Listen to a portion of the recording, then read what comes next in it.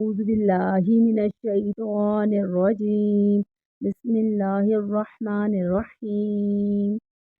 آج کا سبق حرکات۔ زبر زیر پیش کو حرکات کہتے ہیں۔ جس حروف پہ کوئی حرکت ہو اس کو متحرک کہتے ہیں۔ زبر اور پیش حرف کے اوپر ہوتا ہے جبکہ زیر حرف کے نیچے ہوتا ہے۔ آئیے ہم سیکھتے ہیں کہ حرف پہ حرکت ہو تو اس کو کیسے پڑھتے ہیں۔ الف پر کوئی بھی حرکت ہو تو اس کو الف نہیں بلکہ حمزہ پڑھیں گے، جیسے حمزہ زبر آ، حمزہ زیر ای، حمزہ پیش او۔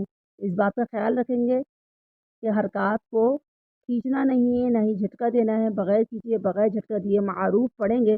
جیسے ایسے پڑھیں گے آ ای او، بس حرف کو ہم نے چھوڑ دینا ہے، منہ کو پورا کھولنا نہیں ہے۔ ایسے نہیں کرنا بلکہ تھوڑا سا ہونٹ کھول لیں اور ادا ہو جائے گا آ ای او۔ اسی طرح ہا زبر ہا، ہا زیر ہی، ہا پیش ہو، ہا ہی ہو۔ اس کو بھی حرکت ہے اس لیے ان کو بھی نہیں کھینچیں گے۔ ہمارا ورڈ ہے عین۔ عین زبر آ، عین زیر عی، عین پیش او۔ یہ بھی حروف حلقی میں سے ہے لیکن حرکات کو ہم نے یہ دیکھنا ہے کہ ان کو کھینچنا نہیں ہے۔ آ ای او، حلق کے درمیان سے عین کی آواز نکلے گی۔ اسی طرح ہا بھی حلق کے درمیان سے ادا ہوگا۔